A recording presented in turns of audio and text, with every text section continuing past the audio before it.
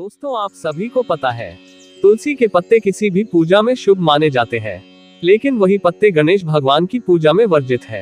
अर्थात तुलसी के पत्ते गणेश पूजा में कभी भी इस्तेमाल नहीं होते। अब आपके मन में सवाल आ रहा होगा, ऐसा क्यों? तो इसके पीछे एक पौराणिक कथा है जो मैं अभी आपको सुनाने जा रहा हूँ। यह उस समय की बात है जब देवी तुलसी विवाह हेतु वर ढूंढने के लिए तीर्थयात्रा पर निकली थी और ढूंढते ढूंढते वह गंगा किनारे पहुंच गई। उस वक्त गणेश भगवान गंगा किनारे तप कर रहे थे। उन्हें देखते ही देवी तुलसी उन पर मोहित हो गई और उनके मन में गणेश भगवान से विवाह की इच्छा उत्पन्न हुई। फिर देवी तुलसी ने गणेश जी के पास जाकर उनका ध्यान भंग कर दिया। आंखें खोलने के बाद गणेश भगवान के सामने देवी तुलसी खड़ी थी, लेकिन सामने एक स्त्री है। इसलिए अपने क्रोध को नियंत्रण में रखकर गणेश भगवान ने पूछा, आप कौन है देवी, और मेरा ध्यान भंग करने का क्या कारण? जवाब में देवी तुलसी ने अपने परिचय के साथ गणेश जी से विवाह का बात कर ली।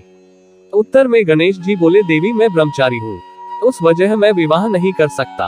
अपने विवाह प्रस्ताव के लिए ना सुनने के बाद देवी तुलसी क्रोधित हो गई और उन्होंने गणेश जी को श्राप दे दिया कि उनका ब्रह्मचर्य टूटेगा और उनके 2 विवाह होंगे। इस बात पर गणेश भगवान भयंकर क्रोधित हो उठे, क्योंकि एक तो वह स्त्री है, इसीलिए ध्यान भंग करने पर भी गणेश जी ने कुछ नहीं कहा और इतनी विनम्रता से बात करने पर भी उन्हें श्राप दिया गया। फिर गणेश जी ने भी देवी तुलसी को श्राप दिया कि तुम्हारा विवाह शखनचूर्ण नाम के असुर के साथ होगा। एक देवी होकर भी उनका विवाह एक राक्षस से होगा। ये जानकर देवी तुलसी विचलित हो गई और विनायक जी से इस कठोर श्राप से मुक्ति दिलाने की क्षमा याचना करने लगी। फिर गणेश जी को तुलसी देवी पर दया आ गई। वह बोले कि मेरा श्राप तो बदल नहीं सकता, वह तो सच होकर ही रहेगा, लेकिन अगले जन्म में तुम एक पेड़ बनोगी और भगवान महाविष्णु जी को अत्यंत प्रिय होगी। उनकी पूजा में भी तुम्हारा एक महत्वपूर्ण स्थान होगा और कलियुग के इंसानों को तुम मोक्ष का मार्ग दिखाओगी।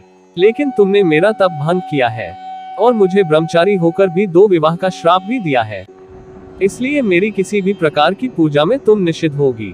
इस प्रकार देवी तुलसी गणेश भगवान की पूजा में निषिद्ध हो गई।